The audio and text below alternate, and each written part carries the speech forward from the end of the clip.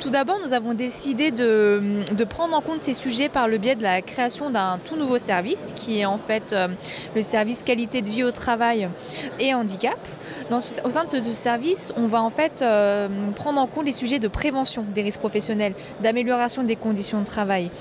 Il faut qu'on acte des actions de prévention qui passent notamment par la mise en place d'un outil qui est le document unique d'évaluation des risques digital. Donc c'est un outil groupe qui vise à restructurer tous les documents uniques des établissements.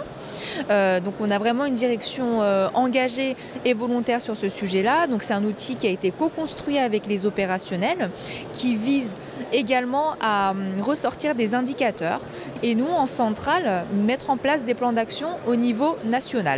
Nous avons également d'autres initiatives, c'est la création d'un livre blanc sur la prise en compte d'une mission d'ergonome pour tout projet de rénovation et ou de construction d'un établissement. Donc en fait, l'ergonome va analyser le travail réel, va échanger sur le travail réel avec les opérationnels et va émettre des préconisations à nos collègues, à la direction construction et patrimoine.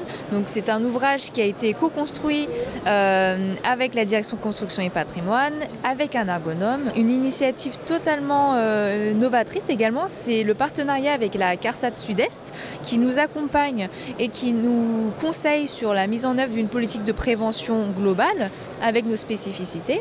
Nous avons également signé un premier partenariat avec l'IBICIR sur la mise en place des lèvres et fixes à couette. Alors les ingrédients d'une conception, d'une rénovation réussie, c'est d'abord impliquer toutes les parties prenantes à cette rénovation. Donc bien évidemment l'architecte, la direction d'un établissement, mais aussi toutes les parties opérationnelles, celles qui vont utiliser au jour le jour les parties qui vont être évidemment rénovées. Pourquoi? Parce que ces parties opérationnelles vont apporter une vision de terrain. Donc ça peut être une consultation sur les emplacements du mobilier, sur les formes des mobiliers, sur le choix sur les matières. Parce qu'un investissement, c'est quelque chose qui est très important.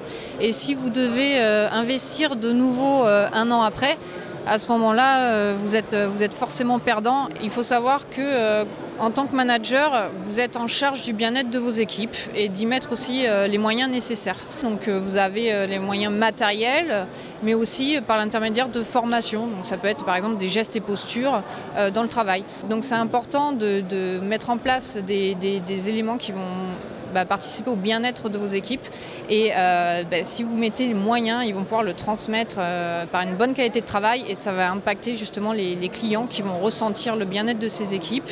Alors les différents éléments justement qu'on peut mettre en place, ces différents moyens qui vont permettre justement d'avoir ce gain de qualité, ils peuvent être d'un point de vue matériel, donc des chariots motorisés par exemple, parce qu'il faut savoir qu'un chariot sans moteur, vous avez du linge dessus, c'est lourd. Ça peut être un chariot de minibar qui contient des bouteilles, c'est extrêmement lourd. Donc si vous mettez en place un moteur sur le chariot, c'est très simple à utiliser et puis vous avez plus de fatigue justement à manipuler le chariot. Vous avez aussi d'autres éléments qui, comme les tablettes dans les étages pour le personnel encadrant, donc pour les gouvernantes, qui permettent d'avoir des informations instantanées sur le statut des chambres, qui permettent de consulter notre liste d'objets trouvés. Donc avoir une tablette qui vous permet d'avoir les informations en instantané permet d'une de répondre directement aux clients, de deux de ne pas vous fatiguer. Dans le cadre des rénovations, de la mise en place d'éléments qui permettent en fait de limiter ces troubles musculo-squelettiques. La première étape était en fait une volonté de la part de la propriétaire des hôtels qui, dans le cadre des rénovations, est allée visiter le stand Ergo Room d'Équipe Hôtel, sur lequel elle a pu découvrir effectivement des instruments qui permettent en fait de limiter les problèmes musculaires. Et par la suite, dans le cadre de rénovation, on a intégré en fait ce qu'elle avait pu voir et travaillé ensuite sur cette partie-là en collaboration avec la CARSAT et également avec un ergonome. Les avantages sont multiples, hein. Donc en fait on recherche le gain de productivité, le gain financier et le gain au niveau de la santé. Voilà.